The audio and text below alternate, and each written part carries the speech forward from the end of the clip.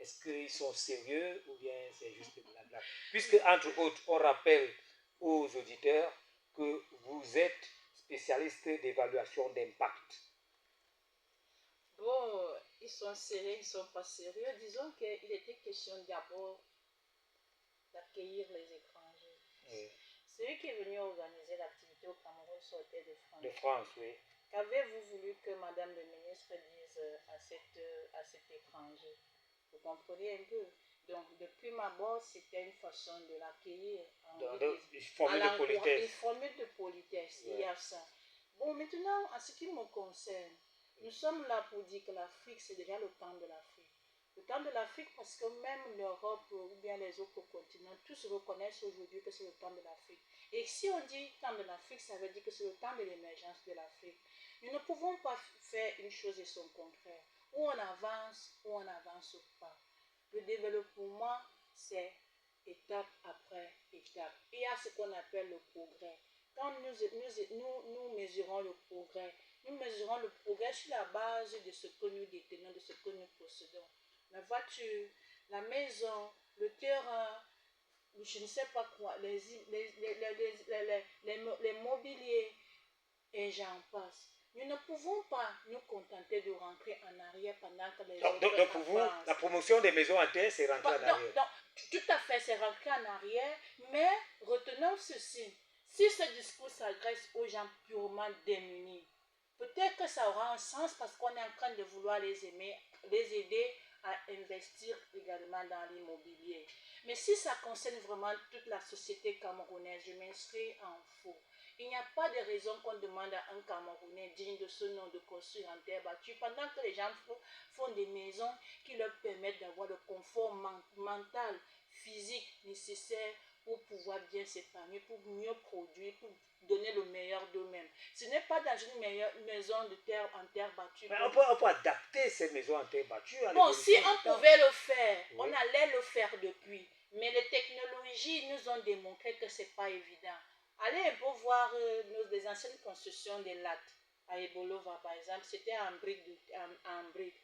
Bon, je ne pense pas, je ne sais pas, je ne sais pas mon domaine en termes, je suis pas de maçon ou oui, ingénieur des bâtiments, en bâtiment. Mais je sais une chose, c'est que si partout ailleurs à l'étranger, il y a le partage d'expérience. S'ils ont eu à faire ce qu'ils ont eu à faire, c'est parce qu'ils se sont rendus compte que pour construire des maisons un peu plus modernes, des immeubles. D'ailleurs, ils savaient que construire un immeuble avec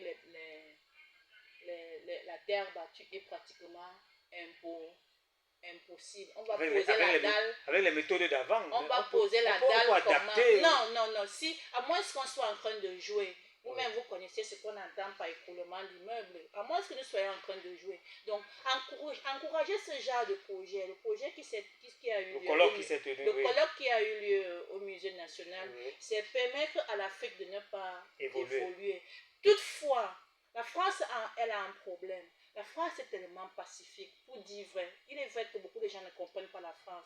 La France a subi un phénomène où l'Africain a tellement revendiqué que la France lui a fait subir. Et actuellement, la France est en train de mettre toutes les chances aux Africains pour que les Africains, pour pratiquement payer ce que les Africains réclament à la France. Ça fait que la France est toujours amenée à dire oui aux Africains parce qu'ils recherchent la paix, ils recherchent à regagner la confiance de l'Afrique. Mais moi je dis qu'il faut, malgré le conflit, malgré la situation conflictuelle, il faut continuer à être assez objectif.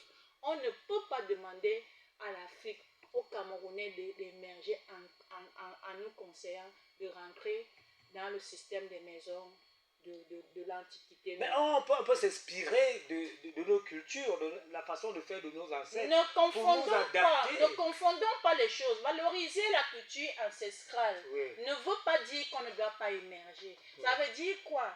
À côté de l'émergence, oui, savoir penser à cet espace culturel. Cela ne veut pas dire que cet espace culturel est ce que nous devons privilégier. Non, ce que nous devons privilégier, c'est le bien-être, c'est le confort, c'est la clim, je sais pas, c'est des immeubles comme on voit à Dubaï. Mais C'est justement, vers ça qu'on doit on va vers là. On ne peut jamais le faire avec les briques de On terre. va vers là, mais on se dit, vu notre climat, nous sommes en zone tropicale.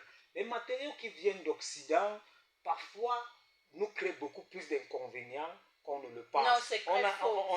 On est victime de l'humidité actuellement. Non, je crois que le ministre a juste voulu flatter un peu nos étrangers. Et d'ailleurs, le plus difficile, c'est qu'elle conclut. Elle conclut que l'émergence du Cameroun peut passer par là. Attention, l'émergence du Cameroun, qu'on ne continue pas à se tromper ou bien à faire semblant d'ignorer ce qui peut nous développer. Le Cameroun, là je vais parler comme prophète des nations. Allons-y. Le Cameroun est mandaté pour sauver la terre entière. Ça veut dire, oui. Et nous-mêmes, on ne s'en sort pas. Comment on va sauver la terre entière? Attendez, on ne s'en sort pas. Nous étions sous la domination de l'Occident. Ouais. Et maintenant, nous disons c'est l'ère de l'Afrique, c'est le temps de l'Afrique. Ça veut dire que Dieu a tourné les avantages du côté de l'Afrique. Il suffit juste qu'on s'organise. Si on dit que nous sommes le sauveur du monde aujourd'hui, ça veut dire que les autres États sont même dans l'obligation de nous reverser de l'argent. Je dis bien dans l'obligation. Et si cela est bien organisé, nous recouvrons ce que les autres États nous doivent. Et à partir de là, on va se développer. Le Cameroun est en train d'écrire la nouvelle Bible. Vendre seulement la Bible à toute la terre veut dire que nous sommes capables de devenir économiquement très forts. Ça, c'est un don de Dieu que le Cameroun a aujourd'hui. Ça veut donc dire quoi? Ça veut dire que ce n'est pas en construisant. C'est ma grande sœur, je la respecte beaucoup.